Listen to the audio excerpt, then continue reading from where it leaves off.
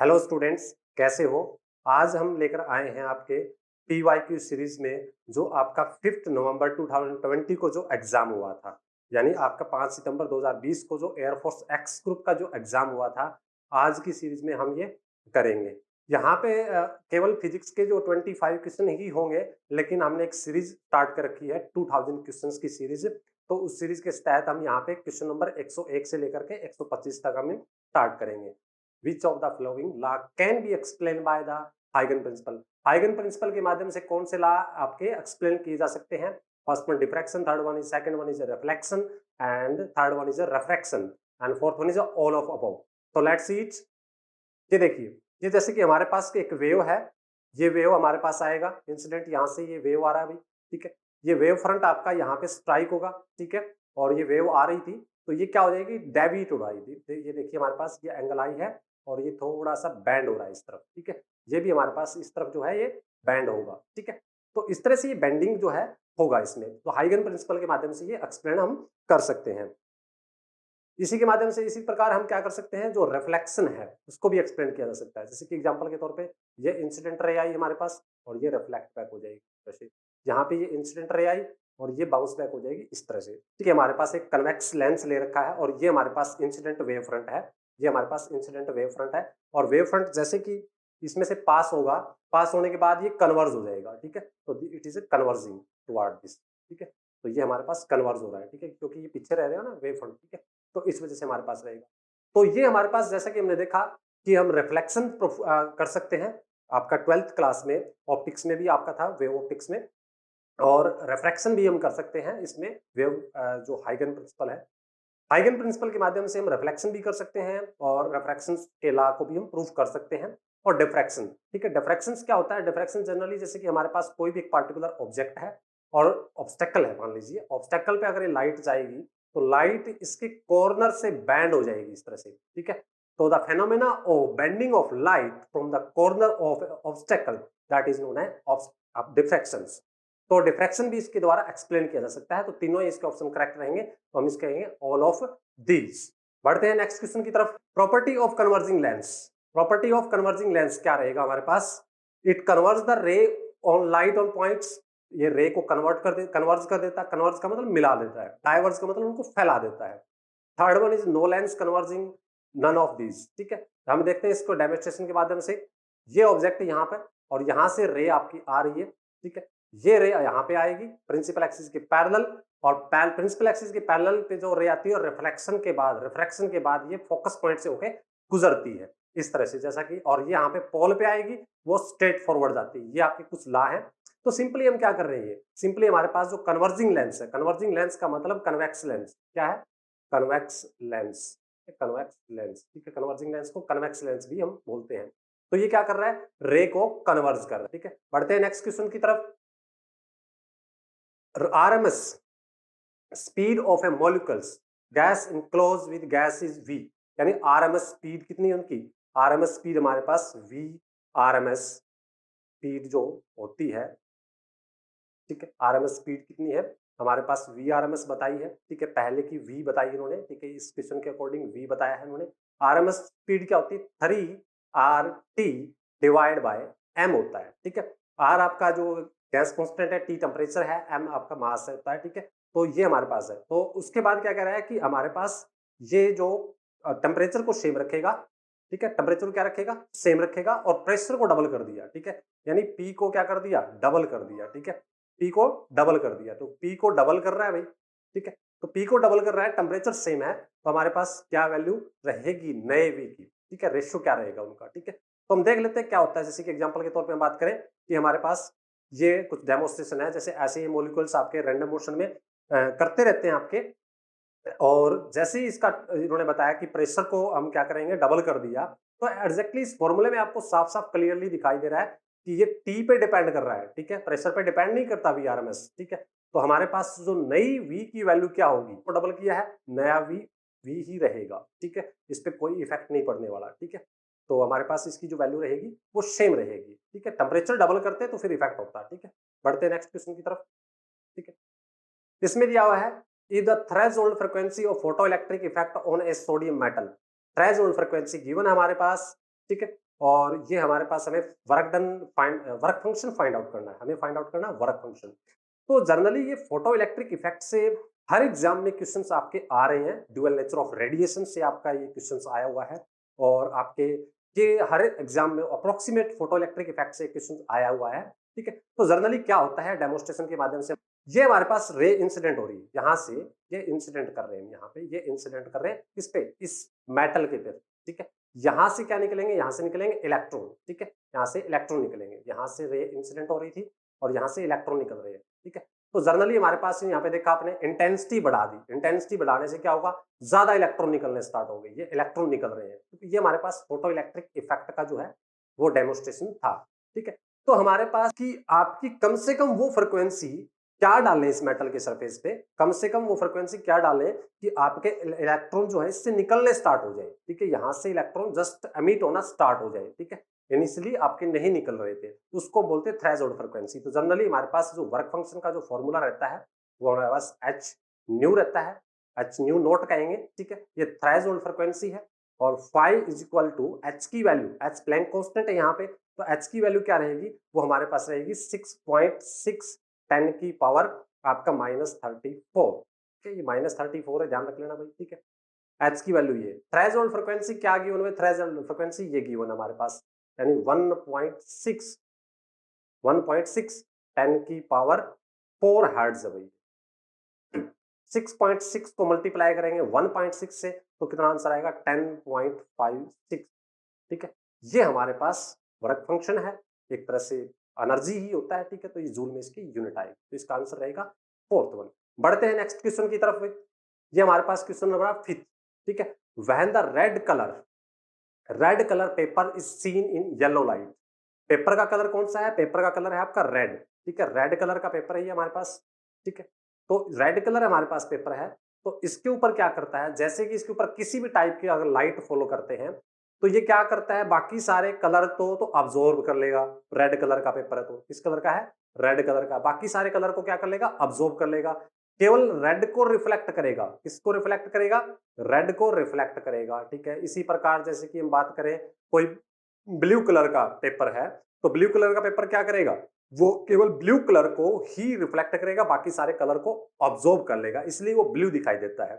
तो इसमें अगर येलो लाइट में देखें आप, कोई इशू नहीं है, येलो लाइट फॉल हो रही है। ठीक है, तो हमारे पास रेड कलर का है। ठीक है, तो हमारे पास क्या दिखाई देगा, वो येलो आपका जो है लाइट फॉल हो रही है। ठीक है, रेड कलर का पेपर है तो वो रेड कलर का ही शो होगा। ठीक है, लाइट इसमें का कोई इशू नहीं है। ठीक है, क्योंकि आपका रेड कलर है वो रेड को रिफ्लेक्ट करेगा, जो कलर रिफ्लेक्ट होगा वही कलर हमें दिखाई देगा, तो इसका आंसर रहेगा हमारे पास रेड। ठीक है, 6 ये आपका जो है क्वेश्चन है वो आपका थर्मोडायनेमिक्स से क्वेश्चन आया हुआ है। ठीक है, तो थर्मोडायनेमिक्स से बार बार क्वेश्चन आते हैं। इसमें पूछा गया है कि इन प्रोसेस, कौन से प्रोसेस में the change the internal energy is equal to work done, work done के बराबर रहती है, आइसोचोरिक में, आइसोबैरिक में, और हमारे पास आइसोथर्मल और एडियाबेटिक प्रोसेस में कौन सा ऑप्शन रहेगा। तो इसको एक डेमोन्स्ट्रेशन के माध्यम के तौर पे आपको दिखाई दे रहा है। ये हमारे पास एक सिस्टम हो गया, सिस्टम। ठीक है, सिस्टम में जैसे ही हमारे पास इसमें कुछ वर्क डन किया, हमने वर्क डन किया तो हमारे पास कुछ इंटरनल एनर्जी आपकी बढ़ेगी,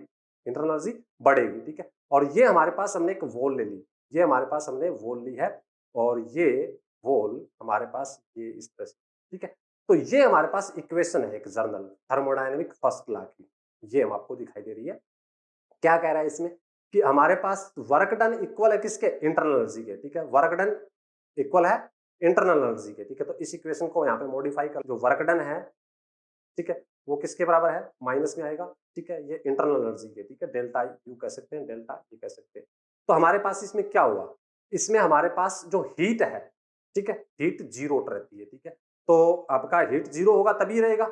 इस इक्वेशन से हमारे पास ये दे रखा है, ये नहीं दे रखा, ये दे रखा है और ये दे रखा है। ठीक है, तो हीट इसमें क्या होगी, जीरो, तो हीट ट्रांसफर जीरो हुई है। तो हीट ट्रांसफर जीरो किसमें होती है, हमारे पास हीट ट्रांसफर होती है जीरो एडियाबेटिक प्रोसेस में। ठीक है, और एडियाबेटिक प्रोसेस होगा तो ये वाल क्या होगी आपका, जो है इंसुलेटिंग वॉल होगी, ये जो वॉल होगी ये इंसुलेटिंग वॉल होगी, इंसुलेटिंग वॉल। ठीक है, ताकि जो है सिस्टम और सराउंडिंग के बीच में हीट ट्रांसफर ना हो। ठीक है, इंसुलेटिंग वॉल होगी। ठीक है, तो हमारे पास इसका आंसर आएगा एडियाबेटिक प्रोसेस। ठीक है, इस ये हमारे पास जो इक्वेशन है ये गिवन है इस क्वेश्चन के अनुसार। ठीक है, तो इसका आंसर आएगा edible. Work done on moving A charge particle -5 coulomb in electric fields. Electric field में हमारे पास क्या बता रखा है कि आपका चार्ज पार्टिकल की वैल्यू गिवन है। इसके ऑप्शन क्या क्या रहने वाले हैं, ठीक है। तो ये हम देखा गिवन है, क्यू की वैल्यू गिवन है -5 कूलम, ठीक है। वर्क डन यानी इलेक्ट्रिक फील्ड में जो वर्क डन हुआ है, ठीक है, वर्क ये आपका चार्ज पार्टिकल कहाँ पे फ्लो होगा, इलेक्ट्रिक फील्ड में। जैसे कि हमारे पास ये इलेक्ट्रिक फील्ड जा रही है इस तरह से, ठीक है, इस तरह से इलेक्ट्रिक फील्ड जा रही है, ठीक है। तो इलेक्ट्रोस्टैटिक पोटेंशियल से आपका ये क्वेश्चन है आपका, ठीक है। इस इलेक्ट्रिक फील्ड में आपका -5 कूलम का कोई चार्ज है, वो मूव हो रहा है, ठीक है। और मूव कराने के लिए जितना वर्क डन किया जा रहा है वो हमारे पास गिवन है, कितना, वो हमारे पास है 100 जूल। 100 जूल वर्क है आपका, ठीक है। तो 100 जूल वर्क है, ठीक है। तो हमारे पास पोटेंशियल फाइंड आउट करना है, यानी V फाइंड आउट करना है। तो V इज इक्वल टू हमारे पास क्या होता है, W/Q होता है।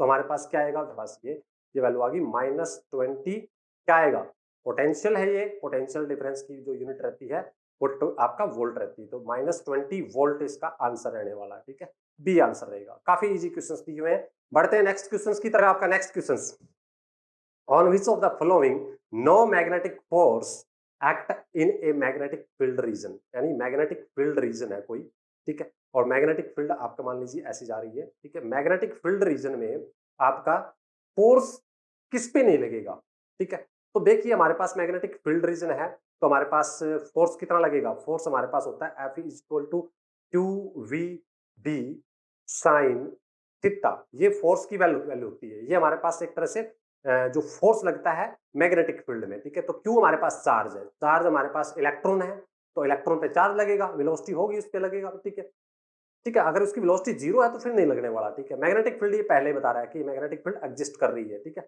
तो उसके बाद हमारे पास प्रोटॉन, प्रोटॉन पे पॉजिटिव चार्ज है तो इस पे भी लगेगा। पीस ऑफ मैग्नेट, मैग्नेट के अंदर मैग्नेटिक अगर हम क्या लेंगे, कोई मैग्नेटिक मटेरियल लेके आते हैं तो वहां पे भी क्या लगने वाला है, एक फोर्स लगने वाला है। Charge at rest, charge at rest मतलब मैंने अभी बताया कि वेलोसिटी अगर 0 है, ठीक है, या F इज इक्वल टू चाहे Q पॉजिटिव हो, Q आपका कुछ भी हो, ठीक है, मतलब इलेक्ट्रॉन हो गया, प्रोटॉन हो गया, ठीक है। और V अगर 0 हो जाएगा, इसकी वैल्यू 0 हो जाएगी तो क्या हो जाएगा, F 0 हो जाएगा, ठीक है। तो हमारे पास क्या रहेगा, इसका आंसर रहेगा फोर्थ वन, ठीक है। बढ़ते हैं नेक्स्ट क्वेश्चन की तरफ। The length of simple pendulum is increase then the time period will be. Time period पे क्या इफेक्ट होता है भाई, पेंडुलम आप सभी को पता है पेंडुलम क्या होता है, तो उसकी लेंथ बढ़ा दी, ठीक है। जैसे कि एग्जांपल के तौर पे हम डेमोन्स्ट्रेशन के माध्यम से देख सकते हैं, भाई ऐसे ऐसे, ठीक है।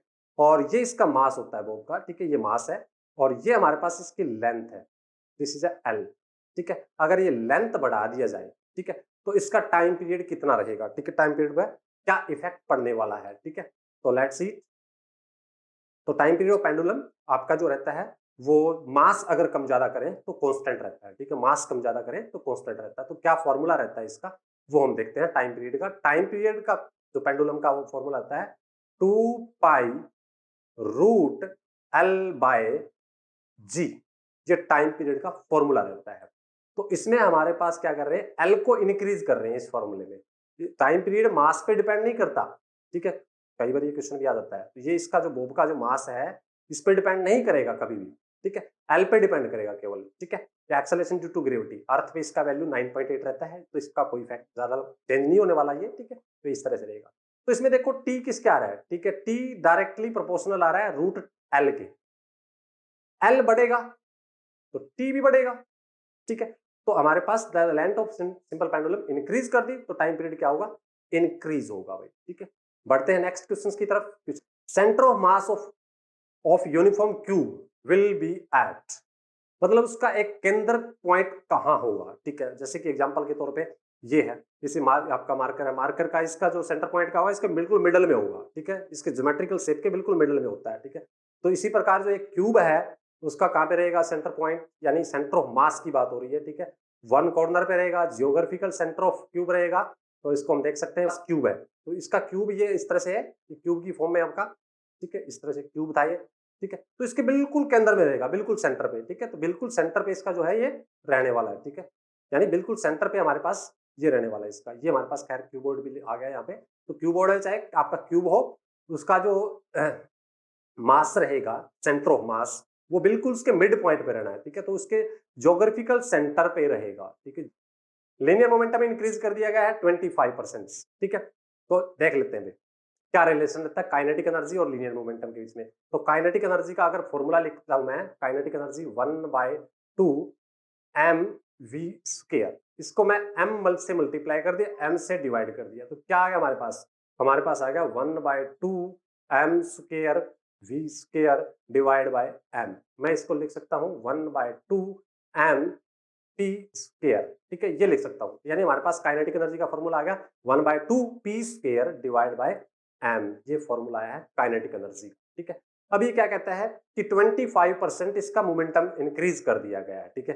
यानी पहले इनिशियल क्या था, p कितना था, p1 था हमारे पास, p2 कितना हो जाएगा, मतलब बाद में इंक्रीज करने के बाद 25% क्या होता है, रेशियो निकालेंगे तो 25% क्या होता है, 1:4 होता है, ठीक है। यानी p प्लस आपका 25 डिवाइड बाय 100 यानी 1/4। इसको मैं लिख सकता हूं क्या, एलसीएम लेकर के हमारे पास 4 आ गया नीचे, p डिवाइड बाय 4 आ जाएगा, 5p डिवाइड बाय 4 आ जाएगा p2, ठीक है, जो p1 के इक्विवेलेंट वैल्यू है। तो हमारे पास देखते हैं इस फॉर्मूले में, काइनेटिक एनर्जी वाले फॉर्मूले में पुट करते हैं तो क्या वैल्यू आती है, 1/2, ठीक है, 1/2 p²। काइनेटिक एनर्जी पहले इनिशियल थी, ये थी हमारे पास बिल्कुल। काइनेटिक एनर्जी फाइनल निकाल रहे हैं हम, ठीक है, काइनेटिक एनर्जी फाइनल, ठीक है, क्या रहेगी 1/2 p² हमारे पास p की वैल्यू कितनी है, 5p/4 का स्क्वायर, ठीक है, बाय m, ये वैल्यू रहेगी। तो क्या वैल्यू आ जाती है हमारे पास, तो सोल्व करते हैं, तो इस 1/2 आपका 25p² डिवाइड बाय कितना आया हमारे पास, डिवाइड बाय हमारे पास आया 16 एंड m, ठीक है, ये वैल्यू आ गया नया काइनेटिक एनर्जी, ठीक है। तो कितना इंक्रीज हुआ, ठीक है, तो हमारे पास माइनस करेंगे इसमें से, ठीक है, ये हमारे पास ये है फाइनल, तो k final minus kinetic energy final minus kinetic energy initial, ठीक है, कितना होगा हमारे पास, काइनेटिक एनर्जी फाइनल कितनी थी, 1/2 m आपका 25p² divide by 16 minus kinetic energy initial कितनी थी, 1/2 p² डिवाइड बाय m, ये वैल्यू थी हमारे पास, ठीक है। तो इसमें क्या हमारे पास जो बचने वाला है, तो 1/2 mp², ये कॉमन ले लिया हमने, 25/16 माइनस यहाँ पे क्या हो गया 1, 1/2 mp², यहाँ पे क्या वैल्यू आएगी 16, यहाँ पे कितना आएगा, यहाँ पे हमारे पास 16 है और यहाँ पे हमारे पास 25 है, तो कितना आएगा 9, ठीक है। तो ये वैल्यू आ गई हमारे पास 9/16, ठीक है, 9/16, ठीक है। तो इसको परसेंटेज में कैलकुलेट करना है तो सिंपली हम क्या कर देते हैं, 100 से मल्टीप्लाई कर देते हैं, क्या कर देते हैं 100 से, ठीक है। तो पहले हमारे पास कितना था 1/2 p² डिवाइड बाय m, बाद में कितना हो गया 1/2 p², 9/16, ठीक है। तो परसेंटेज में कैलकुलेट करना है तो 9/16 को हम क्या करते हैं 100 से मल्टीप्लाई कर देते हैं, तो क्या आंसर आएगा, अगर इसको हम सोल्व करेंगे तो ये 56 पॉइंट समथिंग आंसर आएगा, 56.2 समथिंग आएगा, ठीक है। तो ऑप्शन में हम देखते हैं, ऑप्शन में हमारे पास 56 यानी थर्ड वन इसका आंसर रहने वाला है। Slope of VT graph gives, ठीक है, स्लोप के काफी क्वेश्चंस आते हैं आपके, ठीक है। तो हमारे पास जो वीटी ग्राफ है, वीटी ग्राफ का स्लोप हमें क्या प्रोवाइड करता है, ठीक है, जैसे कि डायग्राम में आपको दिखाई दे रहा है कि ये हमारे पास इस तरफ वेलोसिटी है, ठीक है, इस तरफ वेलोसिटी बढ़ रहा है, इस तरफ टाइम बढ़ रहा है, ठीक है। तो वीटी ग्राफ का ये स्लोप है, ये आपका ऐसे भी हो सकता है, ये आपका रैंडम ऐसे भी हो सकता है, ठीक है, ऐसे भी हो सकता है, ठीक है। तो वीटी ग्राफ में जो लाइन है, इस लाइन से नीचे का जो एरिया अगर आप कैलकुलेट कर लेते हैं, ये एरिया कैलकुलेट कर लेते हैं, तो हमारे पास इस तरफ क्या है, इस तरफ v है, इस तरफ t है, तो ये अगर एरिया कैलकुलेट कर लेंगे हम तो बेसिकली हमारे पास क्या आएगा, वीटी ग्राफ से हमें वीटी ग्राफ का एरिया कैलकुलेट करेंगे तो हमारे पास क्या आएगा, हमारे पास जो आने वाला है वो डिस्प्लेसमेंट आएगा, ठीक है, डिस्प्लेसमेंट। इसी प्रकार हमारे पास पीवी ग्राफ जो थर्मोडायनेमिक्स में होता है, पीवी ग्राफ से में क्या निकलता है, वर्क डन निकलता है भाई, ये भी याद कर ले, एडिशनल इस टॉपिक से रिलेटेड नहीं है। इसी प्रकार अगर हम बात करें कि हमारे पास जो force into displacement graph, force into displacement graph से हमें क्या मिलता है, वर्क डन निकलता है, ठीक है, वर्क डन, ठीक है। तो ये भी आप कर सकते हैं। बढ़ते हैं नेक्स्ट क्वेश्चन की तरफ, क्वेश्चन नंबर 13।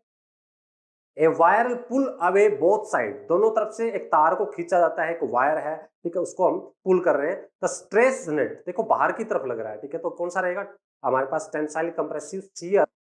ये पार्टिकुलर को वायर है और इस वायर को जैसे कि इस तरफ खींचते हैं बाहर की तरफ, ये स्ट्रेच हो रही है, बाहर की तरफ फोर्स लग रहा है ऐसे, ठीक है, तो इस तरफ फोर्स लग रहा है। तो आपका किसी भी ऑब्जेक्ट के आपका सेम लाइन ऑफ एक्सिस पे फोर्स लग रहा हो, क्या लग रहा हो, सेम लाइन ऑफ एक्सिस पे, लाइन ऑफ एक्सिस यानी सेम लाइन ऑफ एक्सिस पे फोर्स लग रहा है और आउटवर्ड फोर्स लग रहा है, आउटवर्ड बाहर की तरफ, ठीक है, वो क्या होता है हमारे पास आपका अपोजिट फोर्स, अपोजिट तो दोनों में रहेगा, अपोजिट एंड ये तीन कंडीशन है, तो हमारे पास क्या रहेगा, टेंसाइल रहेगा।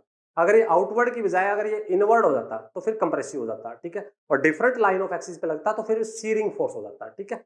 बढ़ते हैं नेक्स्ट क्वेश्चन की तरफ। Behaviour is shown by the pure germanium at absolute zero temperature, ठीक है। देखिए मैं आपको एक चीज बताता हूँ, बड़ा मोस्ट इंपॉर्टेंट ठीक है, क्योंकि आपका करंट इलेक्ट्रिसिटी पढ़ते हो वहां पे आप कुछ और स्टडी करते हो, और जो सेमीकंडक्टर पढ़ते हो तब आप कुछ और स्टडी करते हो। तो बेसिकली क्या होता है कि जब हमारे पास टेम्परेचर को बढ़ाते हैं, टेम्परेचर को बढ़ाते हैं, तो हमारे पास जो कंडक्टर है, कंडक्टर है, कंडक्टर के अंदर और हमारे पास इंसुलेटर है, इंसुलेटर या सेमीकंडक्टर, सेमीकंडक्टर, सेमीकंडक्टर, ठीक है, ठीक है, सेमीकंडक्टर है। तो टेम्परेचर बढ़ाएंगे, कंडक्टर के अंदर रेजिस्टेंस क्या होता है, बढ़ता है, बट आपका जो सेमीकंडक्टर के अंदर रेजिस्टेंस आपका डिक्रीज होता है, ठीक है, ये ध्यान रख लेना। तो यहाँ पे क्या कर रहे हैं कि प्योर जर्मेनियम एब्सोल्यूट जीरो, मतलब एब्सोल्यूट जीरो आपका जो है, आप हम बात कर रहे हैं कि -273 जो 0.15 केल्विन की बात कर रहे हैं, यानी टेम्परेचर क्या कर रहा है, टेम्परेचर कम कर रहा है, टेम्परेचर को क्या किया, कम किया। टेम्परेचर कम होगा तो जर्मेनियम क्या है, जर्मेनियम बताइए कंडक्टर है या इंसुलेटर है, जर्मेनियम आपका सेमीकंडक्टर है, तो सेमीकंडक्टर का रेजिस्टेंस क्या हो जाएगा, आपका बढ़ जाएगा, रेजिस्टेंस बढ़ जाएगा सेमीकंडक्टर का, ठीक है, तो रेजिस्टेंस आपका क्या हो जाएगा, बढ़ जाएगा। तो जीरो पे क्या हो जाएगा, वो एक तरह से आपका इंसुलेटर का काम करेगा सेमीकंडक्टर, और जैसे जैसे उसका टेम्परेचर बढ़ाएंगे तो उनकी कोवलेंट बॉन्डिंग जो है वो टूट जाएगी और उससे कंडक्टिविटी बढ़ेगी टेम्परेचर बढ़ाने से, in the case of semiconductor. But conductor के केस में अपोजिट होता है, ठीक है, तो ये नोट कर ले। बढ़ते हैं नेक्स्ट क्वेश्चन की तरफ, question number 15। The escape velocity और ऑन ए अर्थ इज, ठीक है, सबको पता है एस्केप वेलोसिटी की वैल्यू कितनी होती है, 11.2 किलोमीटर पर आपका जो सेकंड होती है, ठीक है। ये एस्केप वेलोसिटी की बात कर रहा है, ठीक है, ये हमारे पास ये अर्थ से किसी भी ऑब्जेक्ट को थ्रो करते हैं तो ये हमारे पास कितनी वेलोसिटी चाहिए, ये वेलोसिटी जो है, ये वेलोसिटी इनिशियल वेलोसिटी जिससे थ्रो किया जाए वो वेलोसिटी होती है हमारे पास 11.2 किलोमीटर पर सेकंड, किलोमीटर पर सेकंड है, ये मीटर नहीं है, किलोमीटर पर हॉवर नहीं है, ठीक है, किलोमीटर पर सेकंड, बहुत ज्यादा वेलोसिटी होती है, ठीक है। तो इसका फॉर्मूला क्या रहता है हमारे पास, तो हम इसके फॉर्मूले की बात करते हैं। तो एस्केप वेलोसिटी का फॉर्मूला जो जनरली आता है वो 2 हमारे पास G M divide by R, M mass of object है, सॉरी मास ऑफ अर्थ है, ठीक है, और हमारे पास क्या कह रहे हैं, जी ग्रेविटेशनल कांस्टेंट है, मास ऑफ अर्थ आएगा, ऑब्जेक्ट का नहीं आएगा, ये ऑब्जेक्ट के मास पे डिपेंड ही नहीं करती है एस्केप वेलोसिटी, और जी ग्रेविटेशनल कांस्टेंट है, और R radius of that planet कह सकते हैं। तो अर्थ पे तो ये बता दी इन्होंने, ठीक है, एस्केप वेलोसिटी बतानी दूसरे प्लेनेट पे, उसका मास क्या कर दिया जाए, ट्वाइस कर दिया जाए, तो आपका वेलोसिटी निकाल रहे हैं एस्केप वेलोसिटी उस प्लेनेट पे, तो क्या आएगा 2, ठीक है, जी मास क्या कर दिया जाए, ट्वाइस कर दिया जाए, मतलब आपका 2 एम कर दिया, ठीक है, और रेडियस क्या कर दी, रेडियस कर दी उन्होंने हाफ, रेडियस क्या कर दी, हाफ कर दी, तो रेडियस हाफ कर दी तो r बाय 2, 2 ऊपर चला गया आपका, ठीक है, इसका अंडर रूट क्या है हमारे पास, इसमें हमारे पास 2gm divide by r, under root है ये कंप्लीट का, और ये 4 और 2, ठीक है, इतना हो गया हमारे पास √4 हो गया। इसको अलग लिख लेते हैं। ऐसा क्यों लिखा, ऐसा इसलिए लिखा क्योंकि हमारे पास इसकी वैल्यू गिवन है, इसकी वैल्यू तो गिवन है, कितनी इसकी वैल्यू 11.2, और √2 आपका 4 का रूट निकालेंगे तो हमारे पास जो वैल्यू रहने वाली है वो 2 रहने वाली है। तो कितना आएगा हमारे पास? आपका रहेगा 22.4, ठीक है, किलोमीटर पर सेकंड, ठीक है। तो हमारे पास ये आंसर आने वाला है, ठीक है। सो हमारे पास इसका आंसर रहेगा answer second, particle Q, charge particle Q है, ठीक है, मास उसका m है, इज मूविंग, ठीक है, in a magnetic field B, ठीक है, with velocity v perpendicular to the magnetic field. Magnetic field के वो परपेंडिकुलर एंटर हो रहा है, पाथ उसका जो फॉलो हो रहा है वो सर्कुलर पाथ होता है भाई, ठीक है। तो हमारे पास क्या वैल्यू रहेगी इसमें, ठीक है। तो ये हमारे पास चार्ज पार्टिकल है, ठीक है, ये क्या है? चार्ज पार्टिकल है। तो चार्ज पार्टिकल क्या होगा? ये चार्ज पार्टिकल हमारे पास मूव करेगा, ठीक है। तो चार्ज पार्टिकल मूव इस तरह से करने वाला भैया, यहाँ से यहाँ चला गया, क्योंकि फ्लेमिंग हम जो है रूल लगाएंगे या स्क्रू रूल लगा लेते हैं, तो हमारे पास ये इस तरफ आएगा फोर्स इसके ऊपर, ठीक है। तो हमारे पास लेफ्ट हैंड रूल लगाएंगे तो इस तरफ आएगा, ठीक है, वेलोसिटी इसके परपेंडिकुलर है, ठीक है। यहाँ पे भी देखेंगे तो ये इस तरफ लगाएगा फोर्स, यहाँ पे इस तरफ फोर्स लगेगा इसके ऊपर, ठीक है। तो अल्टीमेटली क्या कर रहा है ये? इस तरह से ये फॉलो करेगा, ठीक है। तो इसका जो रेडियस क्या होगा, ये साइक्लोट्रॉन में भी आपका जो है ये फॉर्मूला यूज होता है। तो इसका जो रेडियस हमारे पास क्या रहने वाला है? तो रेडियस हमारे पास रहने वाला है वो mv डिवाइड बाय 2b, ठीक है। ये हमारे पास इसका रेडियस रहने वाला है। रेडियस क्या होता है इसका? ये ऐसे रोटेट करेगा तो इसका रेडियस ये r हमारे पास क्या रहने वाला है आपका? तो ऐसे रोटेट करेगा, ठीक है, अल्टीमेटली, क्योंकि इनवर्ड फोर्स लगेगा, सेंट्रीपिटल फोर्स लगेगा, ठीक है। ये हर जगह पर आप कैलकुलेट कर सकते हो। लेफ्ट हैंड से वेलोसिटी आपकी फादर मदर चाइल्ड, यानी आपका जो है वेलोसिटी इसकी ऐसे है, मैग्नेटिक फील्ड ऐसे है, परपेंडिकुलर फोर्स इस तरफ लगेगा। जैसे कि एग्जांपल के तौर पे मैग्नेटिक फील्ड ऐसे जा रही है और हमारे पास मैग्नेटिक फील्ड हमारे पास ऐसे जा रही है, ऐसे, और आपका वेलोसिटी ऐसे है तो फोर्स ऊपर की तरफ लगेगा, ठीक है। तो ऐसे फिर वो चेंज हो जाएगा, कंटिन्यूसली आपका ये सर्कुलर पाथ में चलेगा, ठीक है। तो इसको हम कैलकुलेट कर सकते हैं। तो हमारे पास ये रहेगा mv डिवाइड बाय qb। बढ़ते हैं नेक्स्ट क्वेश्चन की तरफ। क्वेश्चन नंबर 118, ठीक है। कितनी बार आया क्वेश्चन? देखो पहले भी मैं पीवाई की सीरीज में करवा चुका हूं, लेकिन ये आपका 5 नवंबर को वाले क्वेश्चन में आया हुआ था, इसलिए मैं दोबारा से करवा रहा हूं, ठीक है। 1 किलो वाट हावर, 1 किलो वाट हावर किसके इक्विवेलेंट रहता है? तो 1 किलो वाट हावर का मतलब रहता है किलो वाट हावर, इसको हम कन्वर्ट करेंगे किसमें? जूल में।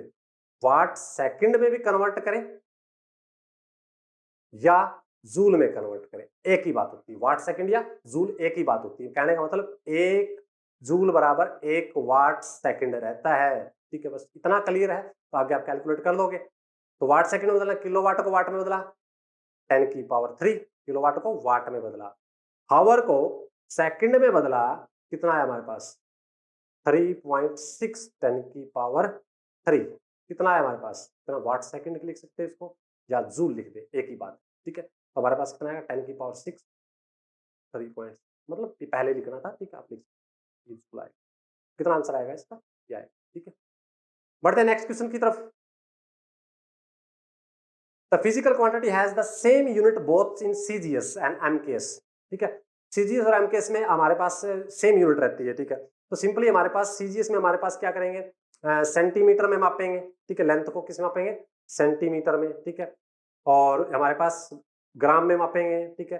तो वेलोसिटी का हमारे पास क्या आएगा? वेलोसिटी का हमारे पास आएगा मीटर पर सेकंड बोलते हैं एसआई में, तो इसमें क्या आएगा? सेंटीमीटर आपका पर सेकंड आएगा। तो हमारे पास, और एम केस में हमारे पास क्या आएगा? मीटर पर सेकंड आएगा, तो ये भी नहीं रहने वाला, ठीक है। यानी हमारे पास ये सेंटीमीटर पर सेकंड वेलोसिटी की वेलोसिटी का देखते हैं, और इसमें देखेंगे मीटर पर सेकंड, ठीक है। डिस्टेंस इसमें हमारे पास किस में मापेंगे? सीजीएस में। ये सीजीएस के लिए बता रहा हूं मैं, और ये एमकेएस के लिए, एमकेएस के लिए सीजीएस, ठीक है। तो हम देखते हैं भाई, डिस्टेंस यहाँ पे सेंटीमीटर में मापेंगे, यहाँ पे मीटर में मापेंगे। टाइम को दोनों में सेकंड में मापते हैं, ठीक है। तो हमारे पास टाइम आएगा। किलोग्राम मास जो है, मास सीजीएस में ग्राम में मापते हैं, और एमकेएस में किलोग्राम में मेजर करते हैं। तो हमारे पास इसका आंसर क्या आएगा? Time. Time here cling together when it remove from A water tube, ठीक है। मतलब वो चिपक जाते हैं। जैसे कि एग्जांपल के तौर पे ह्यूमन हेयर का एग्जांपल ले सकते हो, या शेविंग ब्रश का एग्जांपल ले सकते हो। जैसे कि हमारे पास ये है, ये इस तरह से यहाँ पे ये है, ठीक है। तो इसमें कुछ ह्यूमन हेयर्स हैं, या फिर हमारे पास ब्रश है, ठीक है। तो ब्रश जनरली आपका इस तरह से था, या ह्यूमन हेयर्स तरह से, ठीक है, इस तरह से। और जैसे इसको बाहर निकालेंगे, जैसे इसको बाहर निकालेंगे, इस तरह से थे ये, ठीक है। इसको बाहर निकालेंगे, तो बाहर निकालेंगे तो क्या कंडीशन हो जाएगी इसकी, मैं बता देता हूँ। बाहर निकालेंगे तो ये आपका बिल्कुल सिकुड़ जाएगा इस तरह से, ठीक है, आपस में चिपक जाते हैं ये बाल, ठीक है, ठीक है। तो क्यों? क्योंकि इसके ऊपर जो एक वाटर की लेयर होती है, इसके ऊपर क्या होती है, एक वाटर की लेयर होती है। क्या होती है? वाटर की लेयर होती है। और वाटर की लेयर्स क्या करती है, वो मिनिमम सरफेस एरिया ऑक्यूपाई करने की कोशिश करती है। तो मिनिमम सरफेस एरिया की जो ऑक्यूपाई करने की कोशिश करता है वो क्या होता है, सरफेस टेंशन होता है, ठीक है। तो इसका आंसर रहेगा सरफेस टेंशन, ठीक है। बढ़ते हैं नेक्स्ट क्वेश्चन की तरफ। क्वेश्चन नंबर आपका 1 to 1, ठीक है। Equation of the two waves, ठीक है, दो वेव की इक्वेशंस आपको गिवन है। तो हमारे पास ये एसएचएम से क्वेश्चन आया हुआ आपका, ठीक है। तो इसमें जो हमारे पास क्या वैल्यू गिवन है, ये हमारे पास डिस्प्लेसमेंट की वैल्यू है y1 20, हमारे पास साइन जो है 4 पाई टी प्लस, ये क्या होता है, एम्पलीट्यूड, ठीक है। जैसे कि हमारे पास सिंपल हार्मोनिक मोशन है तो उसका एम्पलीट्यूड रहेगा ये इतना है, ठीक है। और ये हमारे पास होता है उसका जो वैल्यू, ठीक है, मतलब कितना उसने थीटा क्रॉस किया है, ठीक है, यानी ओमेगा टी बोलते हैं इसको, ठीक है। यानी ओमेगा की वैल्यू है, ठीक है, एंगुलर उसकी वैल्यू है। और यहाँ पे जो प्लस में लिखा होता है, ध्यान रख लो, यहाँ पे जो प्लस में लिखा होता है यानी ये होता है फेस डिफरेंस। क्या होता है? फेस डिफरेंस, ठीक है, यानी इनिशियली दोनों के चलने के बीच का अंतर कितना है। जैसे कि एग्जाम्पल के तौर पर इनिशियल 45, ये हमारे पास एक्स एक्सिस हो गया, 45 डिग्री ऐसे हो गया, तो पार्टिकल था यहाँ पे पहला। तो दूसरा कितना है हमारे पास, पाई/3, पाई/3 कितना है हमारे पास, पाई/3 हमारे पास जो वैल्यू रहती है वो कितनी रहती है भाई, पाई/3 यानी 60 डिग्री। ये हमारे पास 60 डिग्री चला है, इसका एंगल कितना है, ये हमारे पास पाई/3 है। और ये कितना है, पाई/4 है। दोनों में अंतर कितना भाई, दोनों में फेस डिफरेंस कितना है।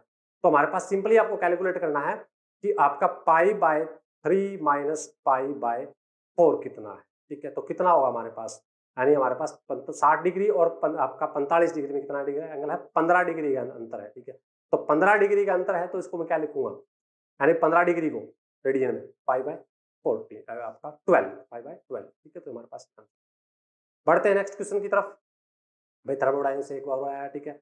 एनर्जी कंजर्वेशन को कौन एक्सप्लेन करता है भाई, आपका एनर्जी कंजर्वेशन को एक्सप्लेन करता है, हमने पहले भी कर लिया है कि क्वेश्चन, कि जितना हम उसको हीट सप्लाई करेंगे वो एनर्जी, मतलब हीट क्या है, एनर्जी की फॉर्म है, वो किस में कन्वर्ट होगी, या तो इंटरनल एनर्जी में या होगा कुछ ना कुछ वर्क डन, ठीक है। तो वो कंजर्व कर रहा है, ठीक है। यानी हमारे पास इन दोनों का सम बराबर होगा किसके, इसके बराबर। तो कंजर्वेशन ऑफ एनर्जी को फर्स्ट लॉ फॉलो करता है, फर्स्ट लॉ बताता है। Second law direction of heat flow को बता रहा है, डायरेक्शन ऑफ हीट फ्लो को ये हमें बताता है। Question number 23, what is the force between the two spheres, दो स्फीयर हैं उनके बीच में फोर्स कितना होगा, ठीक है। ये हमारे पास स्फीयर एक हो गया, ये स्फीयर हमारे पास सेकंड हो गया, ये कितना हो गया हमारे पास 12 इंटू आपका 8 की पावर माइनस 8 कूलम, और ये हमारे पास कितना है 18 इंटू 10 की पावर माइनस 8 कूलम, ठीक है। ये हमारे पास वैल्यू है। दोनों के बीच में डिफरेंस कितना, डिस्टेंस कितना है 25 सेंटीमीटर। मीटर में कन्वर्ट करते हैं भाई, मीटर में कितना आएगा 1/4 मीटर आएगा, 25 सेंटीमीटर को कन्वर्ट करेंगे मीटर में हमारे पास। फॉर्मूला क्या रहेगा, कितना है, इलेक्ट्रोस्टैटिक से क्वेश्चन आया है, सिंपल क्वेश्चन है बड़ा ही, ठीक है। तो इसको आप देख सकते हैं, फॉर्मूला हमारे पास क्या रहेगा, Q1 Q2 divide by R square, electrostatic force के बीच में, ठीक है। तो हमारे पास F इज इक्वल टू क्या रहेगा, K की वैल्यू 9 मल्टीप्लाई 10 की पावर 9, Q की वैल्यू हमारे पास कितनी है 12 है, इंटू 10 की पावर माइनस 8, और हमारे पास Q2 की वैल्यू 18 12 की पावर माइनस 8। R की वैल्यू कितनी है, R की वैल्यू है 1/4, 1/4 का स्क्वायर, ठीक है, स्क्वायर होगा, 4 ऊपर चला गया, 4 का स्क्वायर 16, ठीक है। तो देखते हैं हमारे पास ये वैल्यू आने वाली है 3.1, और ये हमारे पास 10 की पावर को डील करें, 10 की पावर प्लस के 9 माइनस का कितना 16, माइनस के 16 में ये हमारे पास क्या है, तो कितना होगा 10 का हमारे पास माइनस का 7 अधिक बच गया, ठीक है। इतना न्यूटन आएगा। तो इस ऑप्शन में कौन सा मैच हो रहा है भाई 3.114, ये भी, ठीक है। तो इसको हम देखते हैं भाई, हमारे पास यहाँ पे पॉइंट लगाया हमने, तो यहाँ पे पॉइंट लगाया तो 1 2 3 4 0 एडजस्ट किया, तो मैं इसको ऐसे लिख सकता हूँ, ठीक है। तो 4 0 एडजस्ट किया है तो हमारे पास माइनस का 3, ठीक है। तो हमारे पास आंसर आएगा फर्स्ट वन। बढ़ते नेक्स्ट क्वेश्चन की तरफ। Connected it to unknown resistance की वैल्यू क्या है जब उसको 8 ओम से कनेक्ट कर दिया जाए, and parallel combination to equivalent resistance is 3, यानी हमारे पास इक्विवेलेंट रेजिस्टेंस कितना आ रहा है 3 आ रहा है, ठीक है। तो हमारे पास मान लीजिए कि हमारे पास ये एक 8 ओम का रेजिस्टेंस है, ये 8 ओम का रेजिस्टेंस है और इसके पैरेलल में ये हमने रेजिस्टेंस ऐड कर रखा है, ये हमने ऐड किया है। ये कितना है, मान लीजिए एक्स है। दोनों का वैल्यू कितना आ रहा है, वो वैल्यू आ रहा है हमारे पास, कितना आ रहा है, वो आ रहा है 3 ओम, ठीक है। दोनों का इक्विवेलेंट आ रहा है, ठीक है। तो मैं क्या लिखूंगा, 1/3 के इक्विवेलेंट है, तो इसको हम सोल्व करते हैं। तो हमारे पास वैल्यू आया 8x, यहाँ पे कितना आएगा, x प्लस में 8 इक्वल कितना है, 1/3 है। क्रॉस मल्टीप्लाई करेंगे, पैरेलल कॉम्बिनेशन में ऐसे ही हम इसको अरेंज करते हैं भाई, क्रॉस मल्टीप्लाई करेंगे तो कितना है हमारे पास, 8x is equal to 3x बराबर हमारे पास 24, ठीक है। इसको हम माइनस करेंगे, इस तरफ माइनस आया तो 5x बराबर 24, x के बराबर कितना वैल्यू आया, 24 डिवाइड बाय 5 ओम, ठीक है। तो हमारे पास ये आंसर आएगा, ठीक है। तो 24 डिवाइड बाय 5, ठीक है। तो हमारे पास आंसर आएगा सेकंड वन, ठीक है। बढ़ते हैं लास्ट क्वेश्चंस की तरफ, ठीक है। Which of the following phenomena differentiate electromagnetic waves and sound waves, ठीक है। तो हमारे तो बेसिकली एक डेमोन्स्ट्रेशन के माध्यम से देख सकते हैं। वैसे मैं आपको बता देता हूं कि इलेक्ट्रोमैग्नेटिक वेव्स होती है, उनका नेचर रहता है ट्रांसवर्स वेव। क्या होता है, ट्रांसवर्स वेव, ठीक है, ट्रांसवर्स वेव। और जो साउंड वेव होती है वो लॉन्गिट्यूडनल वेव होती है, लॉन्गिट्यूडिनल वेव, ठीक है। इसमें इलेक्ट्रोमैग्नेटिक वेव्स का डिफ्रैक्शन हो सकता है, रिफ्लेक्शन हो सकता है और आपका रिफ्रैक्शन हो सकता है, पोलराइजेशन हो सकता है आपका इलेक्ट्रोमैग्नेटिक वेव्स का, ठीक है। और लॉन्गिट्यूडनल जो वेव्स हैं, लॉन्गिट्यूडनल वेव जैसे कि आपका साउंड वेव, ठीक है, साउंड वेव लॉन्गिट्यूडनल होती है। इनमें हमारे पास डिफ्रैक्शन भी पॉसिबल है, ठीक है, डिफ्रैक्शन भी और रिफ्लेक्शन भी और रिफ्रैक्शन भी, ठीक है। लेकिन पोलराइजेशन लाइट में ही होता है भाई। लाइट वेव कौन सी होती है, इलेक्ट्रोमैग्नेटिक वेव का ही पार्ट है, तो हमारे पास पोलराइजेशन होता है वो लाइट वेव में होता है, ठीक है। तो आपका डिफ्रैक्शन, रिफ्लेक्शन और रिफ्रैक्शन ये तीनों में होते हैं, बट पोलराइजेशन वो लाइट वेव में या इलेक्ट्रोमैग्नेटिक वेव्स में ही होता है, साउंड वेव में आपका नहीं होता। जैसे कि रिफ्लेक्शन कैसे हो सकता है, इस डेमोन्स्ट्रेशन के माध्यम से देख सकते हो। ये हमारे पास ट्रांसवर्स वेव चल रही है, ठीक है, ट्रांसवर्स वेव यानी आपका जो इलेक्ट्रोमैग्नेटिक वेव्स है वो चल रही है इस तरह से। तो ये यहाँ से ऐसे इस तरह से गया, ठीक है, रिफ्लेक्ट बैक हो गया, वापसी ये बाउंस बैक होगी, ठीक है। तो इस तरह से आपका ये रहता है, ठीक है। तो आज की क्लास में हमने ये आपका जो 5 नवंबर का जो एग्जाम हुआ था एयरफोर्स एक्स ग्रुप का, वो हमने सोल्व किया है। नेक्स्ट क्लास में हम जो सोल्व करेंगे वो हमारे पास जो है 6 नवंबर 2020 को जो एग्जाम हुआ है उसको हम सोल्व कर रहे होंगे। आई होप कि आपकी प्रिपरेशन जो है वो अच्छी चल रही है और thanks for watching, thank you very much.